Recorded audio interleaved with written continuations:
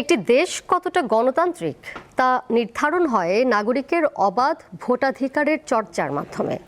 কিন্তু বাংলাদেশে এখনও প্রকৃত গণতন্ত্র প্রতিষ্ঠিত হয়নি বলে জানিয়েছেন বিশেষজ্ঞরা।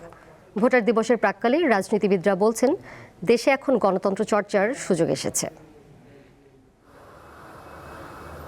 স্বাধীনতার পর দেশে ১৩টি জাতীয় সংসদ নির্বাচন অনুষ্ঠিত হয়েছে। পরিসংখ্যান বলছে ২০০৮ সালের নির্বাচনে সর্বোচ্চ ৮৭% ভোট পড়েছিল। গত ৫৫ বছরে বেশ কিছু সময় সামরিক শাসন ছাড়াও সেনা নিয়ন্ত্রিত সরকারও ছিল। বাকি সময় গণতান্ত্রিকভাবে সরকার নির্বাচিত হলেও দেশে এখনও গণতন্ত্র প্রাতিষ্ঠানিক রূপ লাভ করেনি। সর্বশেষ ত্রয়োদশ জাতীয় সংসদ নির্বাচনের মাধ্যমে সরকার গঠন করেছে বিএনপি। জনগণের আশা ভবিষ্যতের গণতন্ত্র চর্চা আরো বাড়বে। বর্তমানে যে চুরি, ছিনতাই, ডাকাতি এগুলো তাদের দূর করতে হবে। ফ্যাসিবাদী আমলের নির্বাচন যেটা ছিল ওটা হচ্ছে আপনার টোটালি করাপ্টেড ছিল, যেটা হচ্ছে আপনার আমরা জানি যে রাতে ভোট হয়েছে, ওটা অনেক ক্ষেত্রে অনেক জায়গায় হচ্ছে, বিভিন্ন জায়গায় ওটা ম্যানিপুলেটেড ছিল। কিন্তু এবারের ইলেকশনটা আমরা দেখেছি যথাসম্ভব স্বচ্ছ হয়েছে।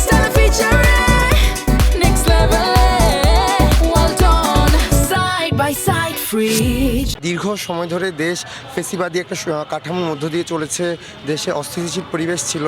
তো প্রথমত দুর্নীতি যেন সরকার কমায়। রাজনীতিবিদরা বলছেন দেশে এখনো গণতন্ত্র চর্চার সুযোগ রয়েছে। সর্বশেষ নির্বাচন গণতন্ত্রকে সমুন্নত করেছে। একটি গণতান্ত্রিক প্রক্রিয়া শুরু হয়েছে। বিএনপি যে সমস্ত ম্যানিফেস্টোতে যা যা বলেছেন, ৩১ দফাতে যা যা বলেছেন, ইনশাল্লাহ তারেক রহমান, মাননীয় প্রধানমন্ত্রী তারেক রহমানের নেতৃত্বে ইনশাল্লাহ সকল কিছু পূরণ করার জন্য চেষ্টা করবে। ২০০৯-এর পর থেকেই বলা যায় যে বাংলাদেশ মানুষ তার ভোটাধিকার থেকে বঞ্চিত হয়েছে। যে তিনটি নির্বাচন আছে, তিনটি নির্বাচনই গ্রহণযোগ্যতা পায়নি, যার ফলশ্রুতিতে মানুষ টোটালি ভোট কেন্দ্রে যাওয়া থেকে বিরত ছিল আর কি। তারপরে তো গণঅভ্যুত্থান হয়েছে, সরকার এসছেন, নির্বাচন দিয়েছেন, এবং এই নির্বাচনটা অতীতের যে কোনো সময়ের তুলনায় ভালো একটা নির্বাচনের অনেকগুলো আলামত এখানে ছিল, যদিও কিছু কিছু সমস্যা তো হয়েছে এগুলো। তবে রাজনীতি বিশ্লেষকরা বলছেন সব রাজনৈতিক দলের অংশগ্রহণ ছাড়া পূর্ণ ভোটাধিকার চর্চা হয় না। জাস্ট গণতন্ত্রে যাওয়ার রাস্তাটা, দরজাটা খুললো আর কি। গণতন্ত্র ফিরে আসে নাই। গণতন্ত্র খালি ভোট দিলেই গণতন্ত্র ফিরে আসে না, এটা তো বারবারই আমরা বলার বা বোঝানোর চেষ্টা করছি। গণতন্ত্র তখনই ফিরে আসবে যখন মানুষের মধ্যে ওই বোধটা কাজ করবে যে সে কোনো বৈষম্যের শিকার হচ্ছে না কোনো কিছুতেই।